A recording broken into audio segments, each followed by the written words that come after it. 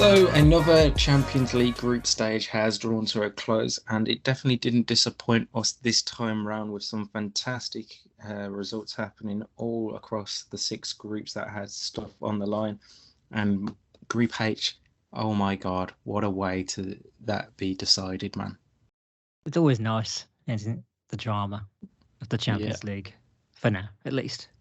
They're going to ruin it eventually, come 2024, and that's all that's on my mind with it.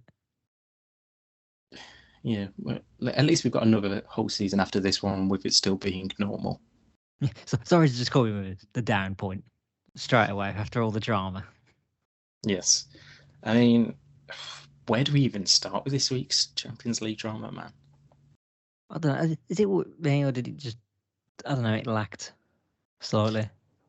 It was nicely like Group H, all right, but everything else, meh. Well, there was also Group D that had everything on the line before the game started, didn't they? Because everyone could have gone through and everyone could have gone out of Europe in total. So that was definitely a good drama. But yeah, I think the other groups, it was just about positioning for one or two of the teams. So there wasn't really much to get too hyped about. I mean, we'll start off, obviously, I think we have to talk about Group D, Spurs against Marseille. I mean, talk about leaving it light from Antonio Conte's side. Pierre Højbjerg scoring in the 95th minute to send Spurs through. Yeah, not many more games could sum up Tottenham's season so far than probably this one, because there was moments where they looked really good and countered very well, and then there was moments where Marseille looked like they could have just battered them. Yeah, it's a bit of a lackluster Spurs performance for some periods of that, and we spoke about it on the podcast on Monday. It seems like the Spurs are in a bit of a weird spell now. Like we said, it's been a year since Conte took over. They've improved dramatically, but at the same time, there is a bit of bumps in the road appearing. Yeah, it's this odd thing where they're third, but yet you're looking at them going, how? Like you every time I've watched you, you look a bit poor. Yeah, you don't look like you are a third base team. You look like third base team. You could have worded that a little bit. Third placed, sorry. Jesus Christ. It just didn't come out correctly. I apologise for that one. But yeah, this one. But can we just let's not be describing Man City as a second based? Nobody's going to second base with that a lot. No. But yeah, it was a really weird one for Spurs. I mean, considering they had so much on the line, potentially going out of Europe altogether, I thought they would have looked more commanding. The Marseille side, who, let's be honest, haven't really looked that good in recent years. I mean, they're okay in League One at the minute in 5th, but at the same time, you're like, Spurs should be beating them a lot more comfortably. Maybe, but is it me, or is Marseille actually looking a little bit like the anti-Mikel Arteta society with all those ex-Arsenal players? Nuno Tavares, Matteo Guendouzi, Alexis Sanchez, if you can. Kolasinac, I don't know whether he was there. Was another one. Yeah. Jesus, and he had that. He should have scored that chance at the end. Did you see that miss? That was horrible. Definitely. Is that Jordan? He'd become an Arsenal cult hero if he'd scored that. Yeah, especially knocking out Spurs. Oh, Arteta would have went after him in January just because of that. Yeah, well, who knows? But it was weird because at the end of that game, I thought, well, Marseille got the Conference League, not the Conference League, the Europa League cross. They're not that bad. But I thought they got in, and then I see they finished bottom, so they've gone out completely just because they pushed a few too many men forward. Yep. So no more European football for them. Spurs, on the other hand, finished top of their group, and obviously will go through to the last 16 as one of the seeded teams, which the draw takes place on Monday, I believe. Yes. For the last 16 of all the European competitions. And as to form, we'll be recording Monday's podcast during it, probably. Yes. Do a live reaction. Do a nice little live reaction. Actually, that sounds like a great idea. Definitely does. The other team in that group that went through was Eintracht Frankfurt. They managed to beat Sporting 2-1. Again, Sporting, they seem a little more disappointing than I was expecting to do in Europe this season. And they're having a really bad season over in Portugal. I mean, they're sixth after 11 games. Yeah, I guess why you would say that. But also, this is the team that, yes, they won the league last season, but have also been poached of a lot of the players that got them there. Yeah. How do I Which know is this? always Well, the way, I it feel was like. all that research of searching the guy who was supposedly being rumoured to be the next Villa manager for about a couple of days.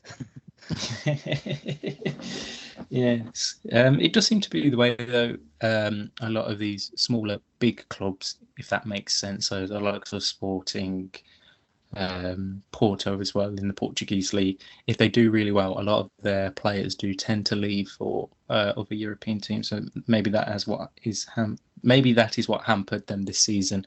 But they dropped down into the Europa League this season, which I don't like how the Europa League has changed. For fuck's sake, just why What, has it that it's got rid of actually the? good again? No, You've but they've got seen rid the of the. teams involved this year. It's good class. Oh yeah, it's going to be class, but why have they got rid of the whole round of 32? It's now like the group runners-up versus the Champions League third-place teams. They did it For so it's fair for those who finished top of the Europa League groups to not go out straight away to those who have just come down. Which is how it used to be, I think. But yeah, I get it. But of course, we didn't need the Conference League, so yeah, it's too much bloody work to try and remember. But yeah, I'm at that mindset where you can never have too much football, but maybe you can have too much football. Yes. Let's have a look at the other English teams then in Europe this week. Liverpool managed to beat Napoli 2-0 with Mohamed Salah and Darwin Nunez scoring. I think that was a bit of a surprise, well, especially to me, considering how much I feel like we hyped up Napoli on Monday's no, show. no. Don't be surprised. That's exactly what I expected. Of course that happened. But I felt like Napoli weren't busting much of a gut from what I was watching. I watched the first half of that one and then switched to Marseille Tottenham because I could clearly see that was the better game. I think it's because both teams knew that they were already through, and it was just for them to. It was about positioning, and Napoli knew Liverpool had to score more goals. And also, I just remember if you'd have told me Ray Hudson was commentating for the Marseille Tottenham game, I'd have been there straight away. Oh, I do love Ray Hudson's commentary, as we have spoken about before on the podcast. His reaction to Tottenham's winner got a bit of traction. It's nice to see Ray Hudson get a bit of appreciation. Yes, I mean we do appear to be the Ray Hudson Appreciation Society fan club. Only two of us. Yes, but hey, it's better than no one. But yeah, both Napoli and Bishop is Liverpool... open. So Liverpool and Napoli both going through. Napoli finishing top of the group. Ajax slipping down into the Europa League, but that's not the big talking point. The big talking point is Rangers finishing with the worst group stage record of all time in the Champions League. Yeah, but Steven Gerrard wouldn't have done that with them.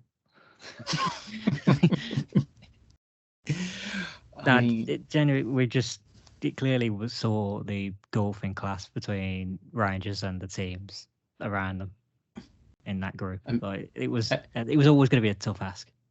But it's not even them, because Celtic also had a bad season in the Champions League as well, finishing bottom of their group, and I believe Hearts have also gone out of Europe as well in the Conference League, if I'm not mistaken. I have no idea on that one, but it's not. I hate this. I don't want to dig on Scottish football, but yeah, the quality gap is real. And last season was a complete anomaly. Rangers were just very good. Mm-hmm. But it just seems to have evaporated. I don't know why, but this season... That extra level isn't for them. No.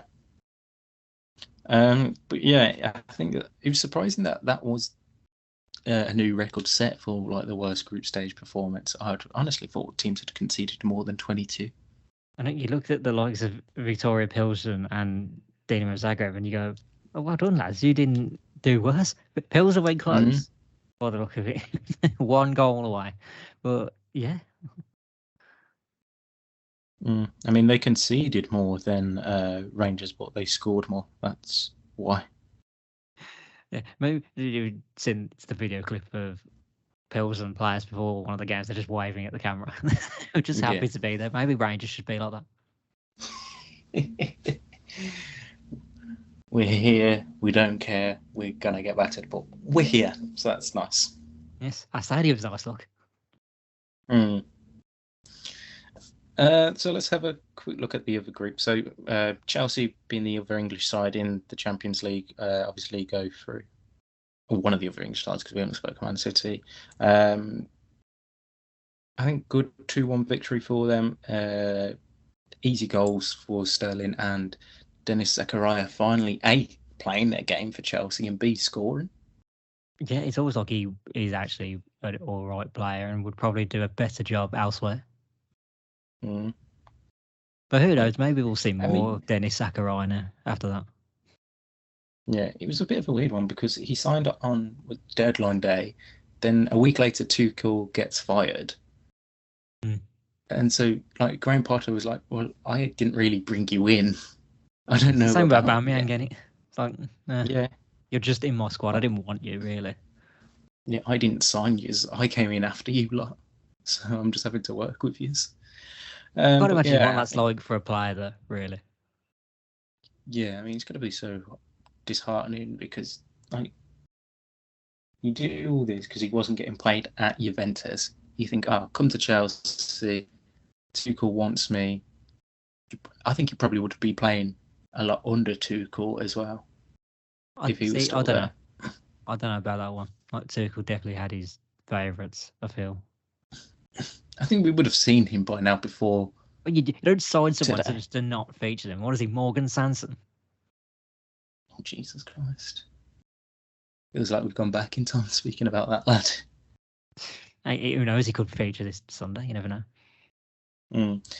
But I think overall, easy performance for Chelsea. I think they maybe should have scored. Well, I know they should have scored a lot more than the 2 goals against Zagreb. It was just a really easy walk in the park for them. Yeah, it seemed that way. Like, I don't know, nothing more to say on it. They did well. Yeah. And then the final English team, Man City, beating Sevilla 3-1. Rico Lewis, what an absolute baller he looks. Yeah, they've maybe potentially got their long-term Kyle Walker replacement for all we know. Yeah. You mean they've got their own Trent Alexander-Arnold now? Yes. And this one can probably defend. Oh, God, that shows how similar we think that we said that at the same time then. Yeah, maybe, but it was a shame what happened afterwards. It came out that Sevilla fans were racially abusing him. Like, come on. Yes. It's a 17-year-old kid. It's fucking ridiculous, man. Yeah. But if there's a saving grace for Sevilla, they're in the Europa League, so they've got a chance. Yes.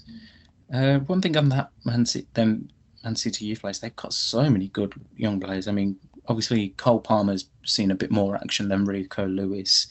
Obviously, Sergio Gomez, who they bought in the summer, he's still young, 22. And then they got that Josh Wilson Esbrand as well, who came on in the second half. Like, City have got like a really good bunch of academy players, like on the cusp of within the next 3 years, I would say, breaking into the first team and being more regulars, or if not getting regular football at City, going on loan to like a lower Premier League team. Or just signing for Southampton and then being bought back in about 2 years' time. Well, yeah, there's that too.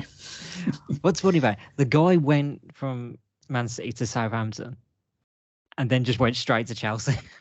Yes, like that was so weird. Like, Southampton are screwed. Yep. But yeah, City go through in their group as group winners, and they'll be joined by Borussia Dortmund. So the teams that have gone through Group A, Napoli go through as winners, Liverpool second. Group B sees Porto and Club Brugge go through, which that's a big turn up for the Bucks. Club Brugge going through. That was probably the only one I could say was a shock, but yeah. Like, what? Atletico, what? again, like we said on Monday, I feel like Simeone's time is coming to an end. It just doesn't feel right.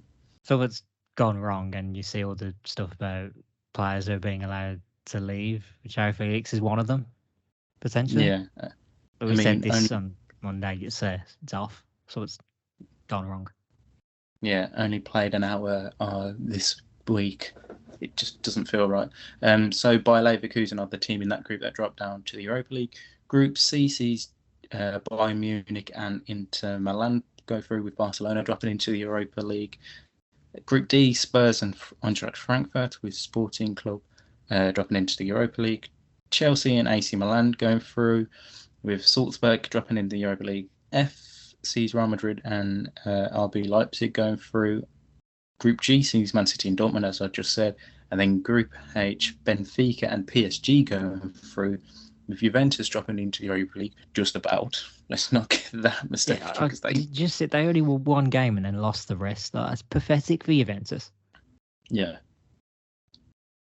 They don't even deserve the Europa League for that. Don't give them it. No. Just knock them out of Europe in total. But the fact that Benfica won that group based on the fact that they beat Maccabi Haifa on the final match day 6-1, to mean that they scored more away goals than PSG did. That is insane. Yeah, there you go, PSG. That's how you batter a team. Exactly. They were doing that just in Ligue 1. Yeah, that's just wow, absolutely crazy stuff to see. That comes down to away goals scored as to how you decide who finishes top and who finishes second in that group. Absolutely joyous to see. And I like that it has made the last 16 draw a lot more intriguing. Yeah, I think we could have some really good ties potentially. Obviously, teams that finish first will be in the seeded section of the draw. Teams that finish second will be unseeded, and obviously teams from the same country can't play each other until the quarterfinals in the Champions League. But we look like we're going to have some tasty competition there. And also, let's have a look into the Europa League now, because we also, with them teams dropping out that I mentioned, they're like Joe, it's just the sentence I never thought I'd hear you say. It's that let's voluntarily look at the Europa League. Because we're going to have some fantastic ties there. Yeah, obviously, the knockouts I can talk about, but I feel like we're going to be discussing that until Manchester United go out. Which potentially could be straight away. If last night was anything to go by. Just about beating Real Sociedad. Yeah, well, I mean, we lost to them in the first fixture, 2-1, if I remember correctly. Oh, no, 1-0, that was it, 1-0. It was a really boring one. Yeah, it didn't look the best at times in that second half.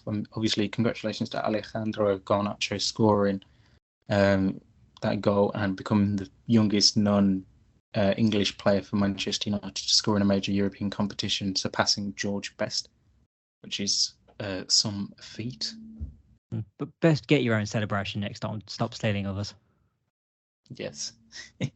I mean, he's only got two big idols to look at, possibly two of the greatest footballers of his generation. Club-wise, obviously Cristiano Ronaldo. Country-wise, he gets to play with Lionel Messi. So, how does that happen? You're an Argentinian, and yet you're a Ronaldo guy. How does that happen? Well, maybe it's like Brazilians hating R9 Ronaldo. True. It just seems weird. Yeah. But anyway, on the United front, I mean, it's disappointing that we couldn't find that extra goal to go through as group winners. But I think as long as we're through to the knockout stages, that's all that matters. It was. It's a good thing we didn't have to judge Erik ten Hag on his tactics, but, although he's very good at the tactics, especially where he's going full Steve Bruce and bringing Harry Maguire to play up front. Yeah, that was just weird. I mean, last 10 minutes of the game, you bring on Harry Maguire and shove him up top, and I don't have anything else to say to that. I was trying to think, well, how's that one comes to his mind? Why does he think that's going to work? Like, but then I thought, then it came to me. Is Steve McLaren in the coaching setup? Yes. There you go then. Old Steve has come out with one of his cunning tactical master plans and gone, Well, boss, you see, in England, we like to put a centre back up front, just lump ball forwards. Why do I feel like you're doing a really dodgy Dutch accent? That was the point. It's Steve McLaren. He doesn't still have that dodgy Dutch accent. That was just only for his brief spell in the Netherlands. Well, either way, it's how you say Europa League, not. Yeah, very strange tactic. I mean, it's not like we really had much height elsewhere on the bench to bring it on, because I mean, Your tactical ability, you bring on Harry Maguire to play up front. Yeah, I mean, he could have tried to use the pace of either Anthony Elanga, Zidane Iqbal, or Shola Shortier, or even Facundo Pellistri, who I keep forgetting is at Man United. Yeah, like the options were there. It just seemed odd. I think they wanted to try and play the long balls, get a knock on, and then try and get it knocked down for someone, or try and get as many set pieces and be at that more of a nuisance than an actual goal threat. He's basically on to Maguire on the sideline as he's about to go on. Just use your head, all right? Just use your head. Which is probably the first time he's ever heard that in his life. From someone that wasn't Gareth Southgate. Oh, yes. But yeah, I think the rest of that Europa League, with how this new format's going, so the group runners up in the Europa League will be facing the teams that have dropped down from the Champions League. We could have some really tasty fixtures. Again, draw for that is going to be taking place on Monday afternoon, I think, because that will be after the Champions League. Yeah, it's probably the lunch time, and no, we're not reacting to that one either.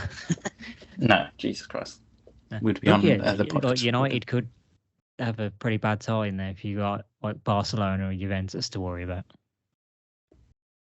Yeah, I think Barcelona I'd be more worried about. Juventus, after seeing them this season, And Jenny, I'd be more worried about Juventus. Really? Yep. Fair enough. Just seems like Barca in Europe is a different Barca to the La Liga. True. Maybe I'm wrong. I probably am. Don't take my viewpoint as fact. No, I never do. Anyway. Nobody asked for my opinion. Why am I here? To make me look even better than I already am. But I've got a fucking very difficult job to do that. Let's whiz through the rest of it. So obviously Arsenal go through as group winners in their group, winning against FC Zurich 1-0 with Kieran Tierney scoring the goal. And that's it for the English teams in the Europa League, isn't it? Because West Ham are in the Interconference, whatever you want to call it. The Intertoto Continental Conference. Well, I don't know, whatever it's called. The third European competition. I'm just calling it that from now on. It's too long of a name. You're the third European competition. Teams in the Europa League that go through to the round of 16 as group winners are Arsenal, Fenerbahce, Real Betis, Real Union Saint-Gilloise, Real Sociedad, Feyenoord, SC Freiburg, and Ferencváros as group winners. And then the teams that finish second and will be in the playoff for the last 16 and ties against the Champions League third place teams are Monaco, Nantes, Midtjylland, Manchester United, FC Union Berlin, AS Roma, Rennes, and PSV. So some really good teams. Yeah, well, it still sounds like a pretty decent tournament, and we will definitely cover that when it comes to it. Yes. And was it the Europa League, or was it, what was the, I can't remember whether it was Europa. Yeah, that was it. Group F in the Europa League. All four teams finishing on 8 points, and it was just goal difference. Yeah, you've already stolen one of my funniest moments of the week, but okay. We'll go there. We'll go straight there. Yeah, they all finished on 8 points. How? I don't know. And Lazio not being the teams to make it through is crazy. Like Maurizio Sarri, he's still the manager, right?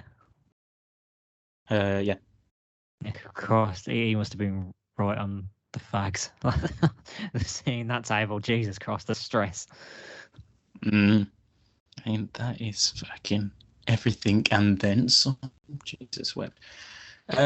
Speaking on the Conference League briefly, just because of the final English team there, West Ham finished with a perfect record in their group, winning all 6 games, the first team in Europa Conference League history to do so. However, that's not that hard to do, considering this is only the second ever season of it. So, yeah, if no one did it last season, the stats are very slim.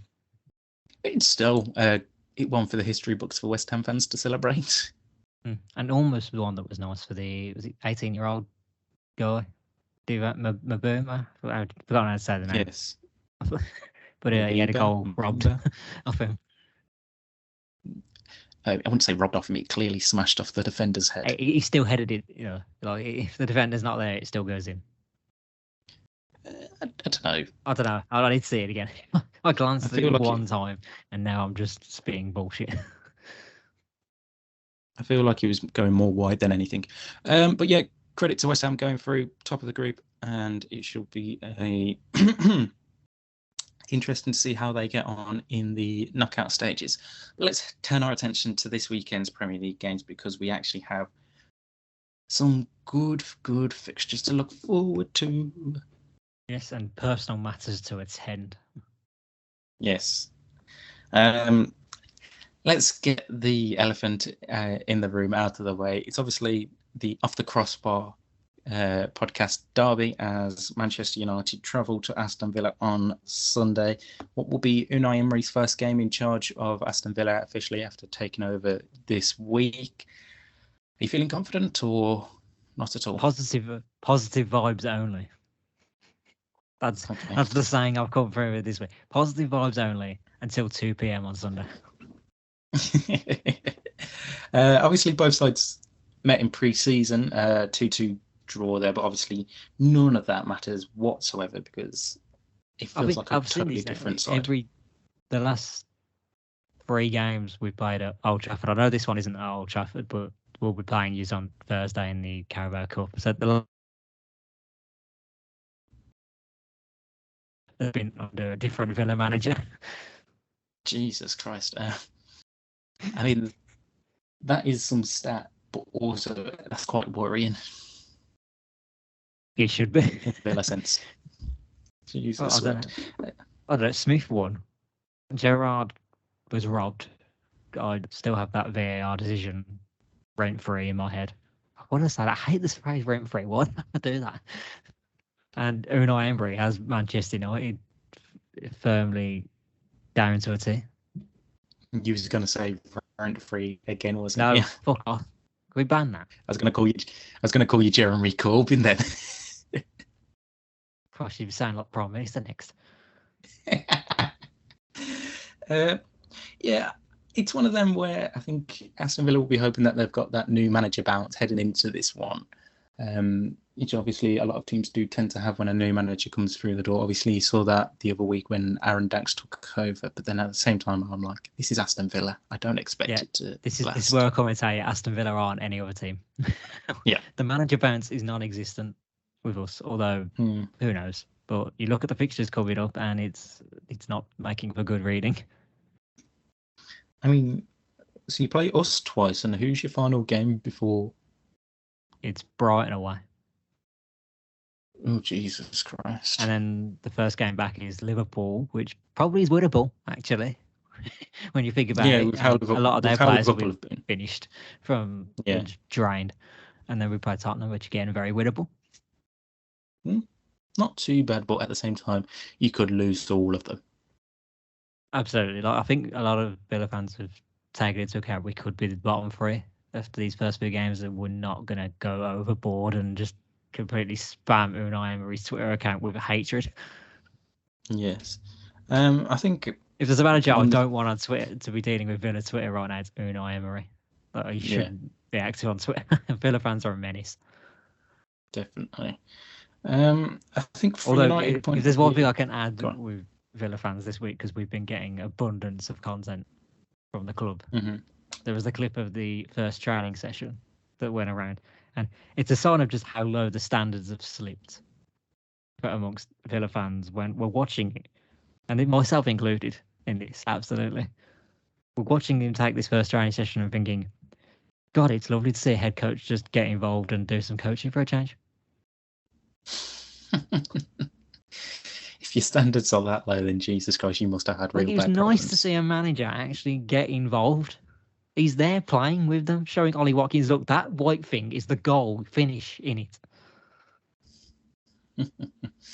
That's not a bit And worrying. this That's very guy worrying. wearing claret, he's your teammate. You pass that white thing to him. Orange thing now. Oh, yellow thing now. Yellow thing now, yeah. There was a funny image to it. It was him pointing at one of those, the stick things. I forget what they're called. The mannequins. The mannequin things. Like, it was a funny picture of him pointing at Unai pointing at one of the mannequins, and it was just captioned by someone on Twitter going, "Oh, he's chosen the new captain then."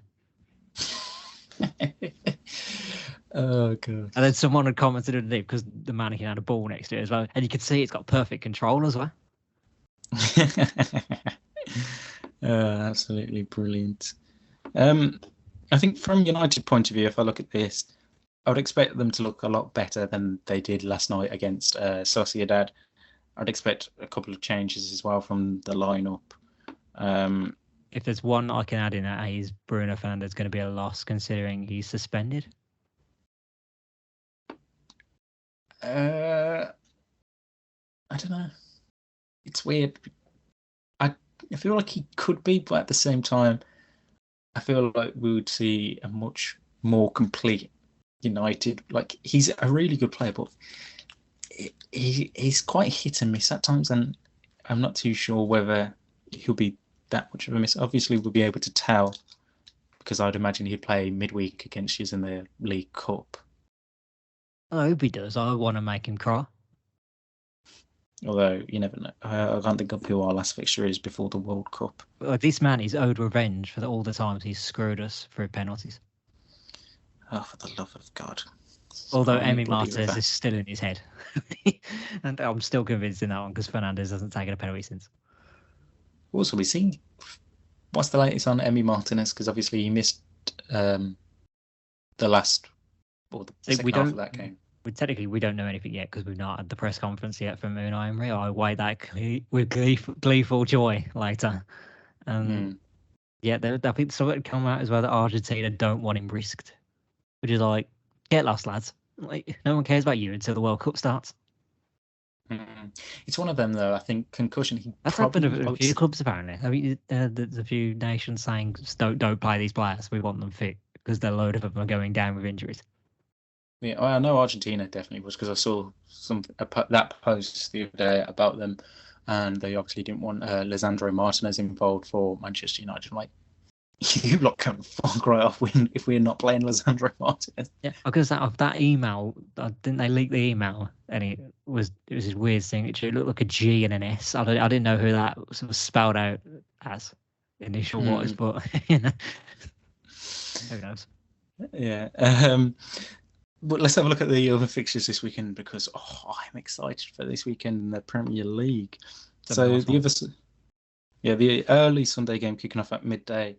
London derby, Chelsea versus Arsenal. Arsenal looking incredible in the league this season, sitting atop of the tree with 31 points. Chelsea in 6th place, 10 points behind them, looking... I feel like they're still getting used to Graham Potter's style, but I think this game could be the one where we'll see, are Arsenal real contenders, or are they the pretenders? I don't know. See, Arsenal, I think, had that test with Liverpool and also Manchester United in a way. We know it's Manchester City that's going to be the real test. Like, if they come out of that one with a result, then they are the title challengers. But this will be a big test, more, I think, for Graham Potter. Like, can he put Chelsea amongst the top 4, maybe even slightly in the title race, if possible? Yeah, I mean, for the time being, they would go into the top 4 should Chelsea win, because they would go on 20. Oh, no, they wouldn't go in the top 4 because Newcastle have a much better goal difference for them. They'll be level on points with Newcastle, who play later on in the day on Sunday. But yeah, I think they'd be on the cusp of top 4. And I understand where you're coming from, saying it's like a bigger game for Graham Potter and co. But I think if I think it'd be more embarrassing if Arsenal were to lose this, considering how inconsistent Chelsea have been, than if Chelsea were to lose it.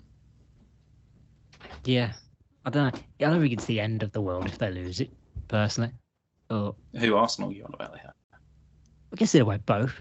But I think Yeah. it's Arsenal need it a lot more, but Chelsea need a bounce back after that humiliating loss to Brighton.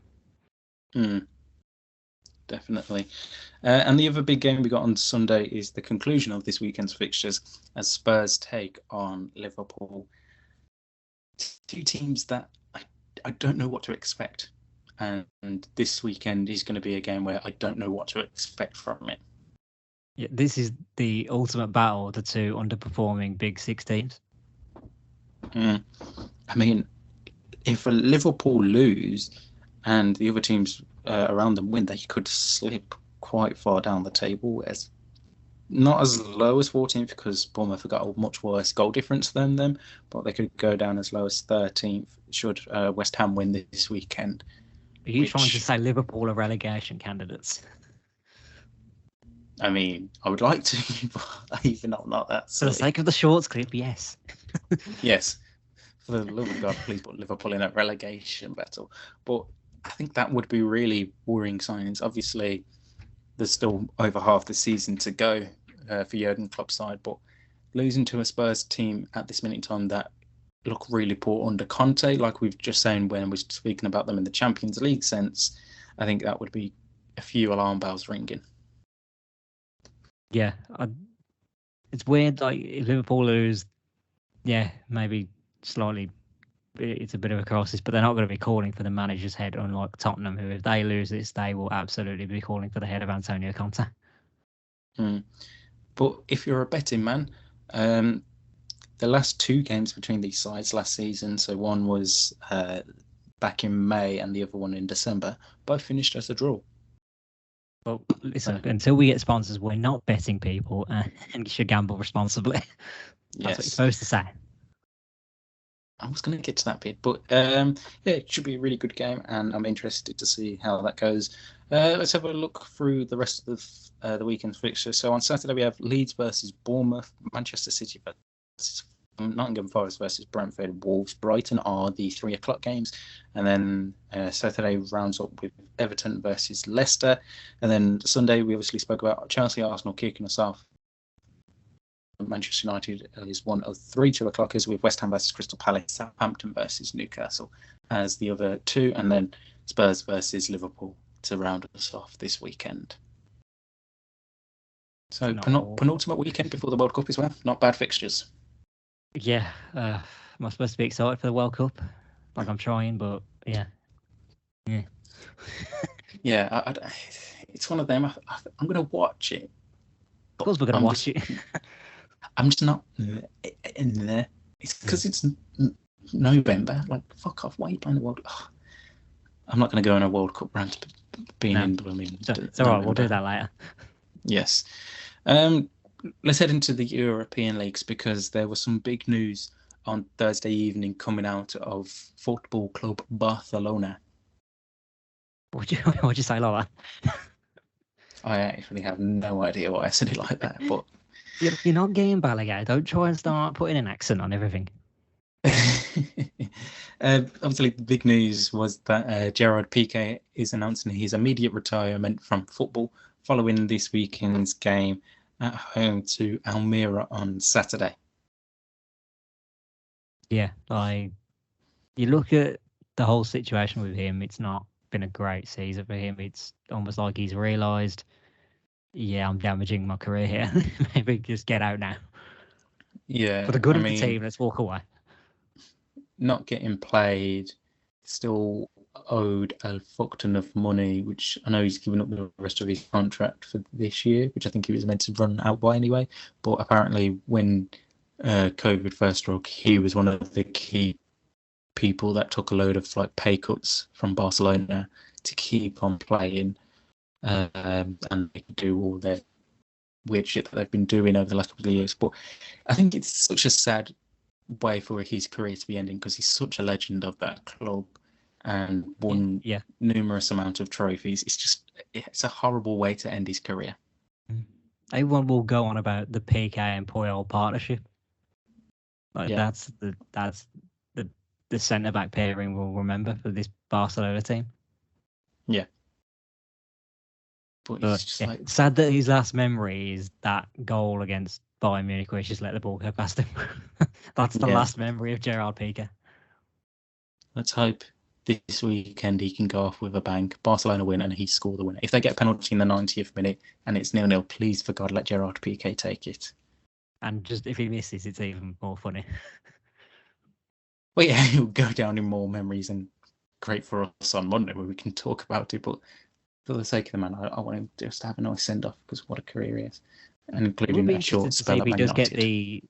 be interested to see if he does get the Xavi / Iniesta like send off. Or the Messi one. He won't get the Messi one. The Messi one can't be beat.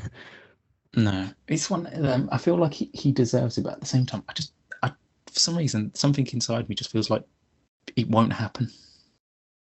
I mean, it's not like he's Gabriel Bonlahor his career. Like he just, like, he's still been a good player for them. Yeah, but it's, yeah, definitely a sad way to see that end. A win for Barcelona would put them top of the table for a couple of days because Real Madrid don't play until Monday evening when they travel to Rayo Vallecano. I haven't actually. Nice for Barcelona. Yes. Have you actually looked at any of the European fixtures this weekend? Because I actually haven't. I haven't. I think the only one I saw was it's against Inter. For nostalgia, that's always a big fixture. That's it. That's Yeah, the other we've one I got. saw. Right, it's the Roma Lazio derby. Yeah, that's 5 p.m. On Which Sunday. means, you know what And that then, means? Prime Jose Mourinho content coming on Monday. yep. Also, we have Atalanta versus Napoli on Saturday afternoon, so that should be a good game to watch. Big. That's pretty big. First versus second. Mm. Over in Germany, Bayern Munich are away to Hertha Berlin. Dortmund host VfL Bochum. Not really that interesting. Who do Union Berlin play? They play Bayer Leverkusen. Should be a decent game, but Bayer Leverkusen are trash this season. And over in France, any interesting things? Nope, PSG are away at Lorient. Marseille play Have Lyon. you seen that? Like, people are talking a lot about Lorient. They were obviously fourth in Ligue 1. They've looked quite quality as well. A few of the players might get a bit of interest. Yeah, it's having a good season. I mean, the last I think couple of they've only games been haven't back been in the so. league for like 3 seasons as well. I mean, they've hit a bit of a stalemate recent weeks. They lost last week against Nice 2-1, and then the previous games they drew 2-2 and 0-0. But yeah, it's a good showing from them. And I'm just looking now at their squad. Vito Manone is one of their keepers. Vito Manone, that's a name. Wow. But yeah, really. Rumours Marseille put in a bid because he played for Arsenal.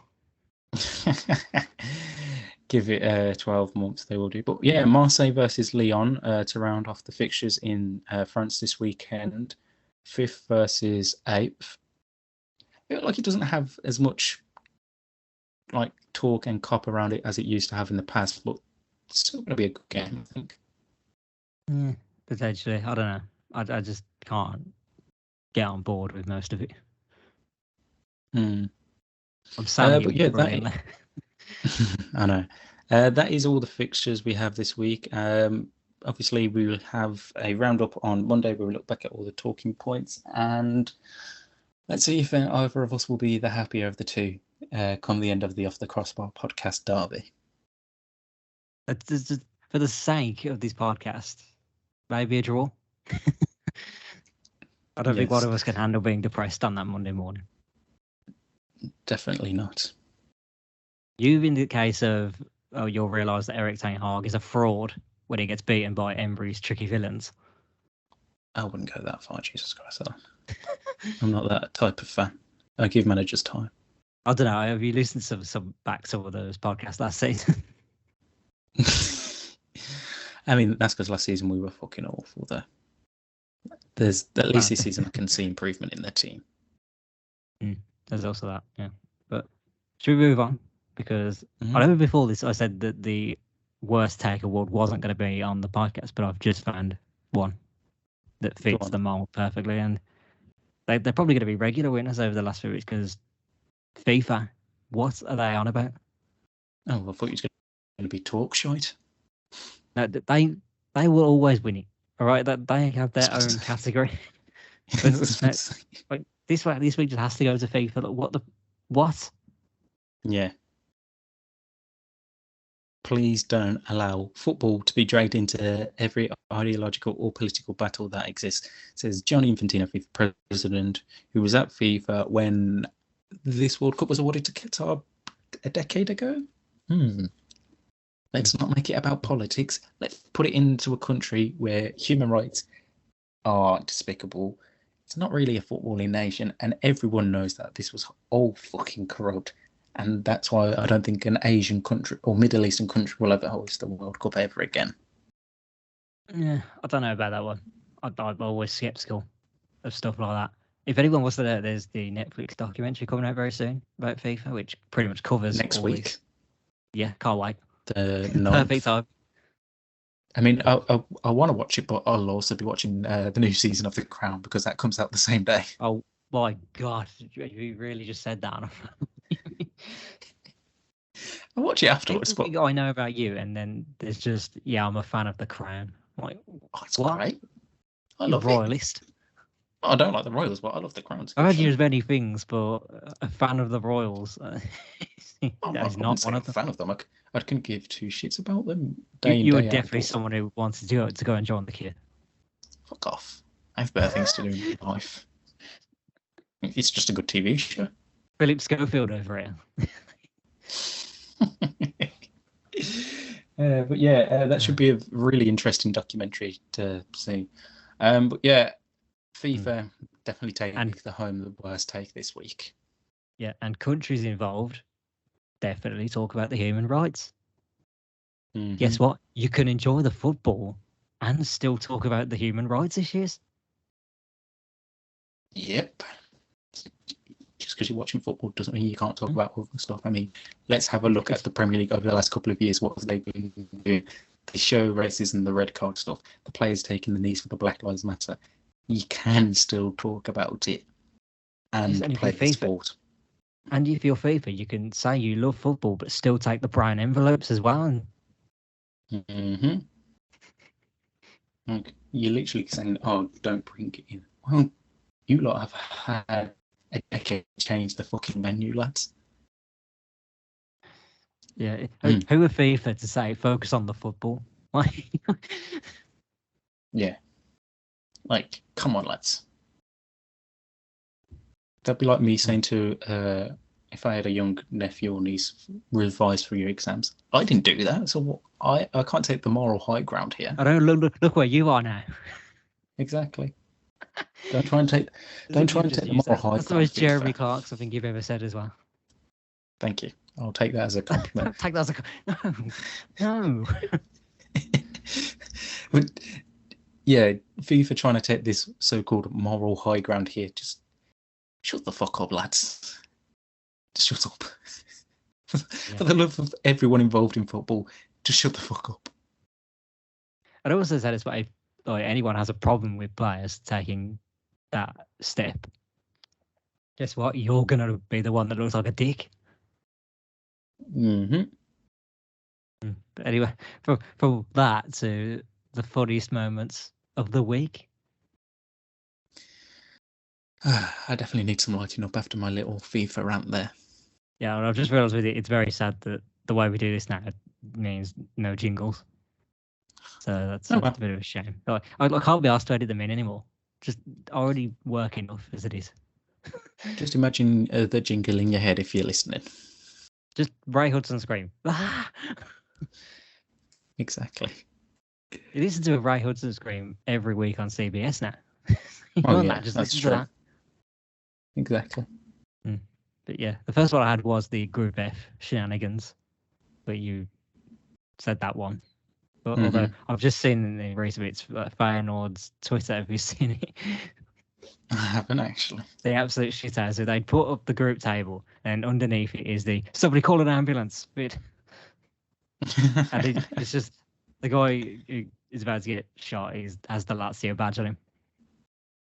Oh, absolutely brilliant.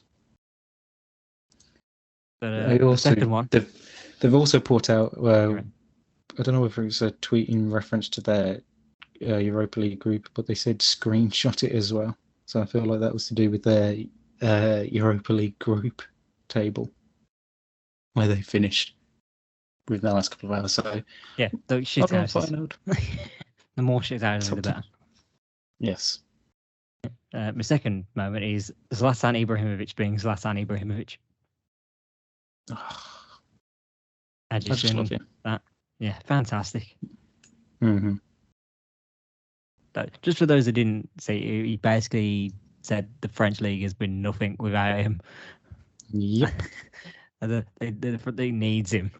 This is the league that's got Lionel Messi in it. Neymar and Mbappe causing drama what seems like every couple of weeks. and then there's Zlatan coming and saying, I am their god. Yeah. I mean, I respect your ego, but I respect your ego even with that broken ACL right now. Yeah. But absolutely top class from Zlatan, and I expect nothing less from the man. Let's be honest. No, but did you expect this? And it's the third moment that I have written down. It's the transfer rumours have begun. I don't know if you've seen it. It concerns Manchester United. Is that the Eric Chupa? Links to... Why don't you let me deliver it? Come on then, what have you got for it then? How's your delivery? Oh, you've ruined it now. Yeah, the Express Sport linking Eric Maxim Chupa-Moting with Manchester United as the Ronaldo replacement. I mean, why are we just suddenly been... Why is it with us and 30-year-old strikers? I mean, don't get me wrong, he's having an absolutely cracking time at Bayern Munich, and they want him to sign a new contract over there, so I don't see it happening. Like, how has this man become the joke? And there's suddenly, no, don't get rid of him. Like, he's actually a really good player at Bayern. You're like, he's become the Ole Gunnar Solskjaer of Bayern Munich. Yeah, are we on about the same player that was at Stoke City? They replaced Lewandowski with him, and he's come through brilliantly. I know, it's so weird. But yeah. Would you take him? No, God no. Shut up. No, I don't see it happening. Not one bit. Who knows? My funniest moment, and you may have seen it if you follow us on Twitter. If not, go follow us on Twitter at OffTCPod. So on Thursday evening was the premiere for the new Black Panther movie, Wakanda Forever. God, yes. And obviously, the premiere... movie and this moment. All the stars go out to it. Footballers, other A-list celebrities, music artists, great. Mason Mount. What the actual fucking hell is that he's wearing? An extra large brown outfit. He looks like he's wearing his dad's suit, man. Jesus, lad. Like, if it was tailored to fit him better than that, like an actual suit is meant to be, I'd go, that probably not too bad. I don't think I could pull it off. I'll just recall, does he have the same fashion designer as Calvin Phillips? Probably wouldn't fucking surprise. Do you remember Calvin Phillips doing the exact same thing with jeans? Yeah, and them like work boots. Like if why are they coming out dressed? What is it with footballers and thinking they have to come out in the underlayer of Bob the Builder's outfit? Oversized, like you just come up to the building site. Not a bad thing, by the way. But yeah, just wear that style. But... And the original tweet I saw was... people who are absolutely no fashion experts in this, by the way. Speak for yourself. I have a good taste in fashion. I have a good fashion sense. But, I'll be the judge of that one. So I saw the original, and I quote tweeted the Bleacher Report football post of it, and a lot of people are saying he looks like he should be in the 2003 NBA draft. Now, if anyone Oh follows God, no. basketball, looks at them pictures, they all have extremely long trousers on, and someone edited him into that photo, and he actually doesn't look out of place. Just every naughty's outfit. Yeah, and we are 22 years down the line. Mason Mount to come on edge. It's just so bad. Well, yeah, I believe that is everything for this week. Yeah, pretty much. If there's anything else that they want to know as well, the FA Cup is back. Love the FA Cup. You do. Let's still be I clear on do. this. You love the FA Cup. I still hate it. But Does me in. rightfully, you should like the FA Cup. You know, anyone wants to know more. If only there was a documentary somewhere they could go and watch on the official Off the Crossbar YouTube channel. Shame Kidderminster aren't involved this year. They went out in the last qualifying round. They lost the replay, unfortunately. I mean, we still have a local team in Solihull Moors in.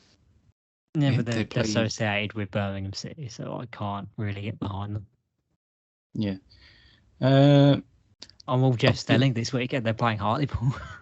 Yes, and then on Sunday, Ryan Reynolds and co are involved in it as Wrexham play Oldham. Yes, they're on the telly as well. Chances of them turning up? Yep, 12:30 on ITV. Yeah, they're If you definitely want going to to watch get into it. Or if not him, the other guy. Rob McClellan. That's how you say his surname, yeah.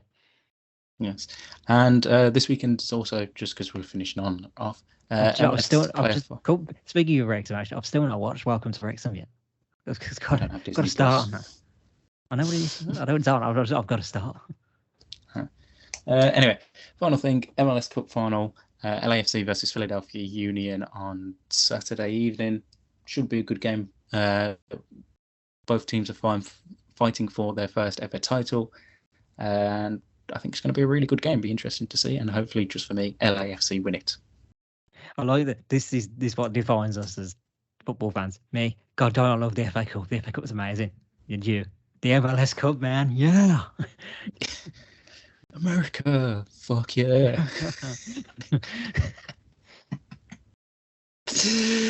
Right. I think that's the perfect. Win. Oh God, don't do that. I fucking hate that. Too far. Yes. American football chants are the worst. That's the one thing I will say. Yeah. We'll be back. Yes. We'll be back on Monday, like we said, to round up all the things in this weekend's action in the Premier League and all the talking points, and obviously reaction to the Champions League draw as it happens. But until then, make sure you follow us. And Regan Walsh's tears. I won't be in tears, even if you lose. I'm a nice, spirited, high man. He says whilst clearly lying under his teeth. Anyway, we'll be back on Monday. Make sure you follow us on Twitter at OffTCPod for all the latest news and stories, and that you subscribe to our YouTube channel where you can listen to all the pods back, and obviously on Spotify and Acast and wherever you get your podcasts from. And until then, we'll see you soon. Yeah.